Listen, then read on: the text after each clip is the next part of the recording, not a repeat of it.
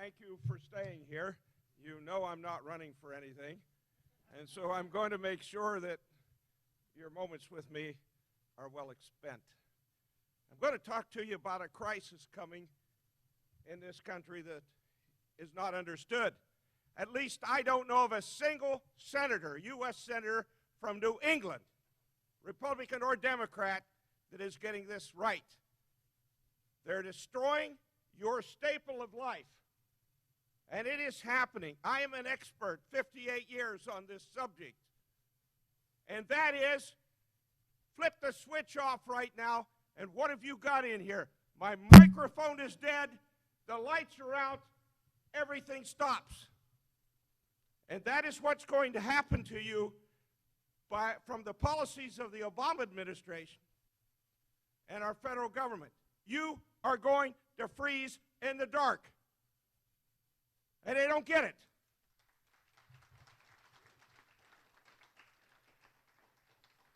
There's no disputing that we have by far the worst president that we'll ever have. His legacy will be the greatest destroyer that we've ever had. But what he's destroying, ladies and gentlemen, that you don't know is reliable, affordable, low-cost electricity. It is a staple of life, and it is being taken away from you. And I'm going to explain to you how. By the way, there's a copy of these remarks out there on the table when you leave. I'm an engineer. There'll be a lot of numbers in there. I'm not going to follow my text. I live with this thing every day. I want to make this relevant to you. Your senators don't get it. None of them in New England as to what they're doing to people on fixed incomes. I grew up very poor. They're not going to be able to pay their electric bills. People that manufacture a product for the global marketplace are not going to be able to. You don't know this is happening because you take for granted when you flip that light switch on that the electricity is there. The whole system is being destroyed. You know what I call it? I call it a political power grab of America's power grid. Has absolutely nothing to do with the environment. Look, if you wanted to change this country in a diabolical, if not evil way, get control of electricity. You just took the freedom away from all of us. And people are not getting it, at least none of your senators in New England, Republican or Democrat. That is what is happening. This I have spent 58 years on. This is a subject I know very well. You see what they're doing, ladies and gentlemen? The Obama administration, they're bypassing the states that are supposed to control electricity, the availability of it, the cost of it, right? You have a utility commission or a public service commission, right? They're the people who are supposed to do it. No, they're bypassing the states, the utility commissions. They're bypassing the House, U.S. House, the U.S. Senate. They're bypassing the law. They're bypassing our Constitution. And ladies and gentlemen, I am righteously angry because I'm an expert on this subject, and I see what's going to happen to your children and grandchildren because of this federalism, this takeover for political reasons of America's electric power grid. There's a paragraph in my remarks about the company. You can read that. Let me talk about the first overreach. The so-called Obamacare Cadillac excise tax. May 1, I had 8,400 employees. Not large, but big enough. I built it by selling my children's toys, and by the grace of God, God put me in business. And I'm down to 6,100. Bothers me very bad, but the people I have left, you know, they have the best health care benefits in the country, and you know I'm going to have to take them away from them because 1/1/18 comes the Cadillac excise tax under Obamacare. It's a 40% tax on the difference between $10,200 per individual and what the cost of my benefits are. and they're 3 times that. I can't pay these benefits and a 40% tax on it too, Mr. Obama. And Ms. Pelosi, remember what she said. Now that we've passed it, we'll see what's in it. Those were her words. So I have to take those benefits away from people that work very hard in coal mines of the United States. And they work hard. This is not the America that I cherish.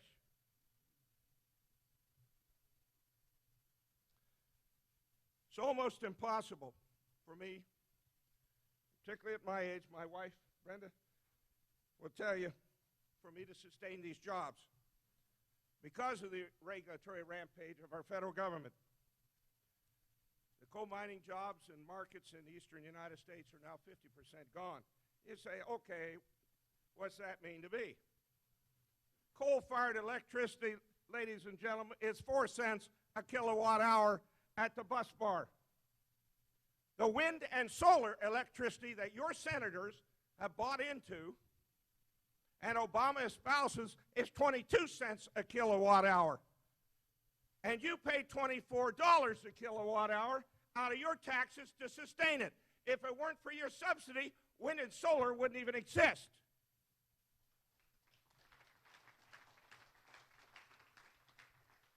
Ladies and gentlemen, it has nothing to do with the environment.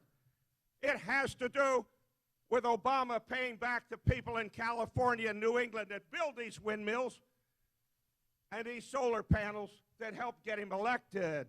And of course, they get them made in China. But they're making the money. Crony capitalism. It has nothing to do with the environment. Mr. Obama, this is a dangerous comment. He's now closed 411 coal-fired generating units in the United States. That's 1,000 megawatts, a 4 cent a kilowatt hour. He's also passing other regulations to stop the mining of coal. The Obama EPA alone, one agency, has now published 25 million words under this president in 5 years. Ladies and gentlemen, that is 38 times the words in our Holy Bible. Think about that. One agency. You don't know it. Your senators don't know it. Be outraged. They know it. They're part of, oh, I'm Kelly Ayotte. I don't step out here and get away from what the line is in Washington or whatever, what's popular. Today's coal production and sales situation is extremely dangerous. It's the worst I've seen in 58 years. Our electric utilities are not dispatching. I put a lot of power into New England. If I would rattle off we're the largest coal company in the world. I put a lot of power into New England. I could name the utilities to you. And work with these utilities executives every day. They can't dispatch their power because of the ever-increasing regulations of the Obama administration. And that margin in the grid is getting smaller and smaller and smaller every day. And if we have another polar vortex like we had in 2014, Grandma's going to get cold in the dark. And people on the operating table are going to have to go to a generator. I'm not trying to alarm you. We got Obama alarming us on global warming and climate change. I don't need to alarm you. I'm not doing it. I'm an engineer. I'm telling you what is happening to your electricity supply. And right now, none of the nation's coal companies, the 4 cent a kilowatt hour electricity, are cash flowing. Not a single one, except for 2. Every coal company in the United States will financially fail. They'll either have to sell assets, restructure, or they will be in bankruptcy by the end of next year. That is dangerous for America. That's your 4 cent a kilowatt hour, not the 22 cent kilowatt hour with your taxes. Prior to Obama, 52% of your electricity came from coal. Today it's 37%. I have said for 3 years it'll go down to 30. People mock me, but it's playing out just that way. From 52% to 30%. That's your 4 cents a kilowatt hour. While he promotes the 5.5 times more expensive renewables, which get a tax from you. And you know what? Those renewables are only there if the wind blows and the sun shines. Think about that. Chairman of American Electric Power, one of my largest customers, Utility Commission of Ohio, has required him to be connected to 3,800 megawatts of renewables. When we had the polar vortex in Ohio in early 14, you had it here. He called on his 3,800 megawatts. You know what he had? 15. That was it. 15 megawatts. The sun wasn't shining, the wind wasn't blowing. And that's where Obama and his Democrat followers are taking you and his country. And I say to you again, electricity is a staple of life. Whether you're on a fixed income, poor like I was as a boy, or whether you're trying to manufacture a product. What's behind this destruction of reliable, low-cost electricity and the jobs in our industry? Again, I call it a political power grab of America's power grid. It's to get control of this country, to change society. It's social engineering. Has nothing to do with the environment. And people need to recognize it. And to get there, he's illegally bypassing the states, the Utility Commission of the states, the House, the Senate, the Constitution, and the law. And I'm going to show you. One of the most overreaching regulatory efforts of the Obama administration is their so-called Clean Power Plan. This is a blatantly illegal effort by the executive branch to use the Clean Air Act of 1971 in a way never intended by Congress to promulgate carbon dioxide regulations. I have 5 lawsuits. Murray Energy has filed them against the Obama EPA. They're styled Murray Energy. I've been joined by 16 of our states. 16 have joined our lawsuits in amicus briefs. But on June 8th, Court of Appeals, where our cases are being heard, District of Columbia, not ripe yet, threw our cases out. They're not finalized yet. You see, they haven't been published by the Federal Register.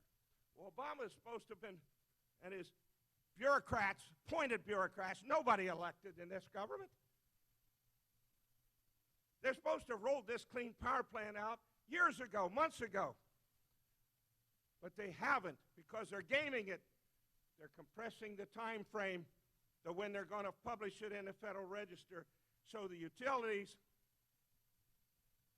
and the states themselves don't have time to get into court and have their day in court and have their due process rights. They're compressing the time in which they're going to comply. Why do I know this? I know this because on July 29th, Murray Energy won a case before the Supreme Court, and others were involved, called the Utility Act. Supreme Court, 5-4 decision, overturned what the Obama administration was doing. But what happened is I won the case, and we won nothing for America. Because what did I tell you? Obama's closed 411 plants. The states had to comply in their state implementation plans, they call them. The utilities had to comply.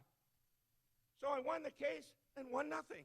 He's doing the same thing on the Clean Power Plan. They know exactly what they're doing.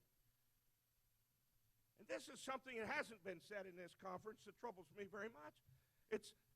Our American court system is not functioning anymore. It's far too slow.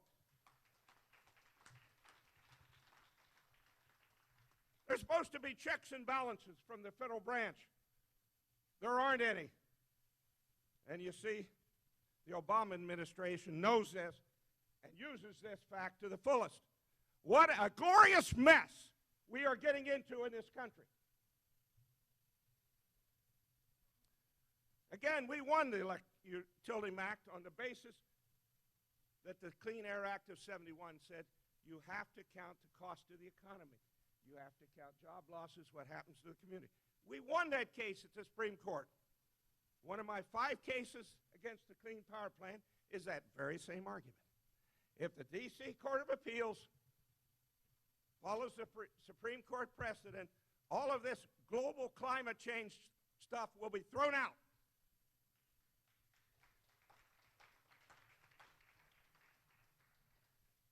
But we got to have our day in court before they comply, because you know what? The Obama administration said, states, you've got to file your state implementation plan. Utilities, you've got to file your plan by 16. They're gaming again, and the courts are too slow. That checks and balances from the judicial system is not working, and we have a runaway executive branch. As an aside, so you know what it means to you, the Clean Power Plan will cost you $40 billion annually. Your electric bill will increase 1/3 by 2020 over what it already has. And 40 states will have double-digit increases, and New England, every state in New England is in that double-digit increase. Plus, the Clean Power Plan isn't workable. It's based on implausible and unrealistic assumptions for replacing affordable resources of electricity, because they're designed by the Obama EPA, and they don't have the competence or the expertise to be writing these rules. The costs of the Clean Power Plan are real. The environmental benefits are not. You can shut down every coal-fired power plant in America today, and you will affect our temperature 0.16 of 1%. I'm an engineer. I've studied climate change, global warming for 40 years. The scientists I listen to are in the mainstream. They don't have a political agenda. This isn't an environmental agenda. This is a political agenda. What did I say? A political power grab of America's power grid to get federal control to take away your freedoms. So the facts are, you can shut every coal-fired plant down and not affect the temperatures. China emits in 1 month 800 million tons of CO. The Clean Power Plan reduces the CO 550 million tons in a year.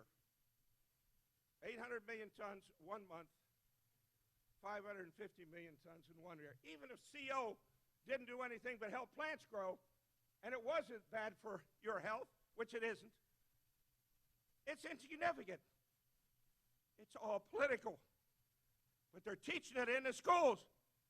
We now have to teach a carbon footprint. There is no such thing as a carbon footprint. It's a politically created hoax.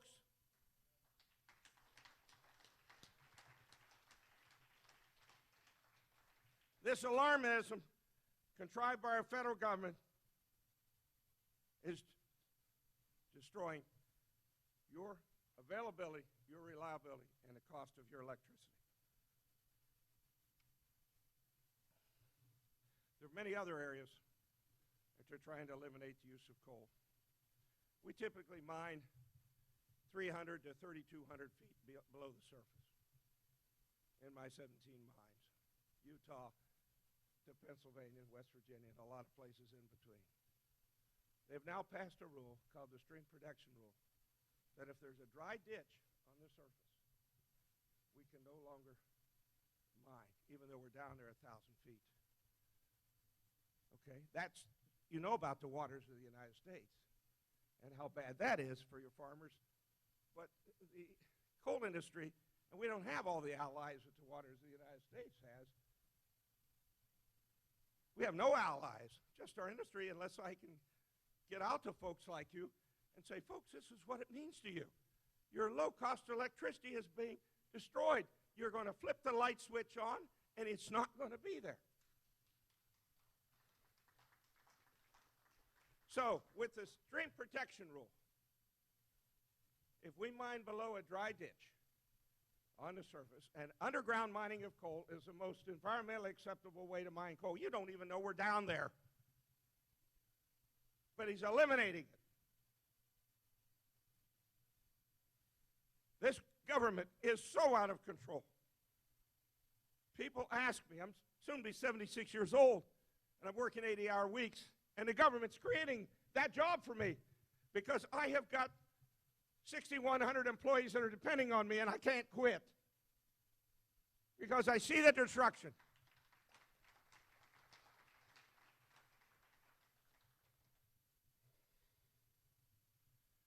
Well, there's a press release attached to my remarks laying out on the table. I'm filing another lawsuit against the Obama administration, the Department of Interior, Office of Service Money, on the Stream Protection Rule Monday. So you get a chance to see it before the media. How about that? And to try to shut them down. But you got to understand one other thing you don't see unless you live it every day like I do. The collusion between the radical environmental groups, the windmill makers, the crony capitalists, the solar panel makers, liberal elitists, some Hollywood characters, and the Obama administration. It's a revolving door. The people he appoints comes out of these movements and they go right back there. And there's collusion. I have litigation going on where we're undercovering. You think Hillary Clinton's emails are bad? You ought to see what we've uncovered between the U.S. EPA, the Department of Interior, the Department of Labor, and these organizations that are colluding with the government to snuff out reliable, low-cost electricity. It's all payback. It's all about money. But you see, we got it out there. It's in the courts, but the courts don't react. Obama knows that. The Speaker of the House bounced off of him. The whole country's bouncing off of him. Reagan Obama has taken me back to 1776. And it started right here.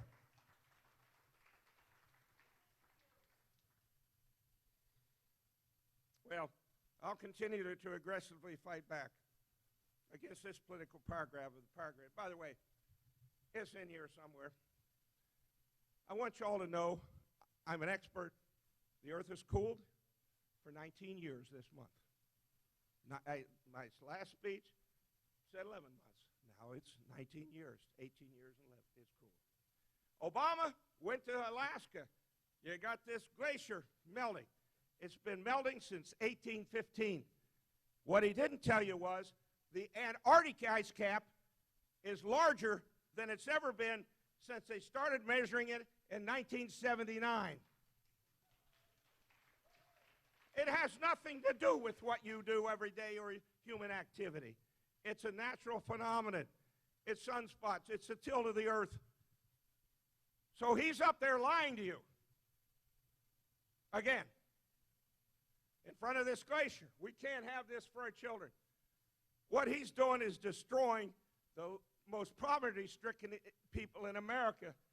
He's condemning them to abject poverty because the percentage that they're going to pay for the electricity is much higher than any of you in this room are going to pay. It's all upside down. It's all lies.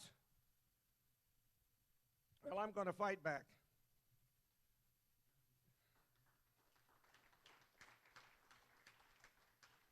But it's not just, think about this, folks, from what I'm seeing. It's not just reliable, low-cost electricity. It's your economic security in this country. It's your state sovereignty. It's federal control of traditional state functions. When they asked me to give this speech, I'd already given this speech umpteen times. They knew what I would say here. I didn't write it for you. I see what's going on. I know my industry, and I care about America. The American public generally does not react until there's a crisis. That's the sad part of America. And you know when that'll be? When they get cold in the dark.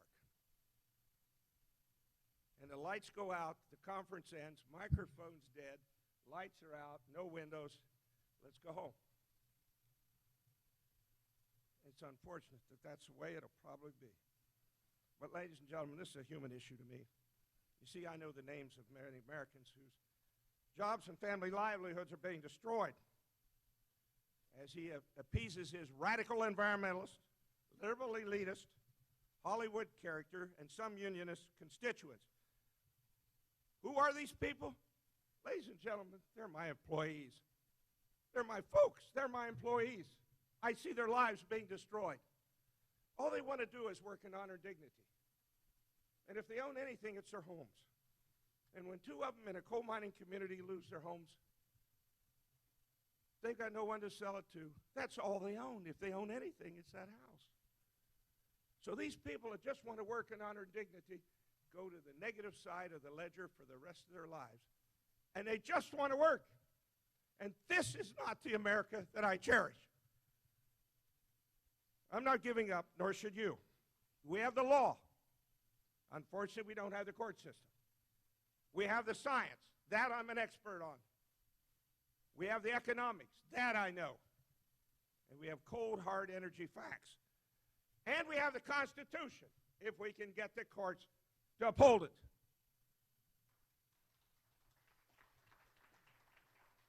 Our cause is right. It's right for industry, our communities in America. It's right for our children and our grandchildren. We must use these realities to fight our opponents' intent on destroying coal and our wonderful electric power grid for their own bizarre personal and political ends, and that's what it is. We must continue to do whatever we can to overcome the insanity of our current federal government. Again, I'm not running for anything. God bless all of you. Thank you.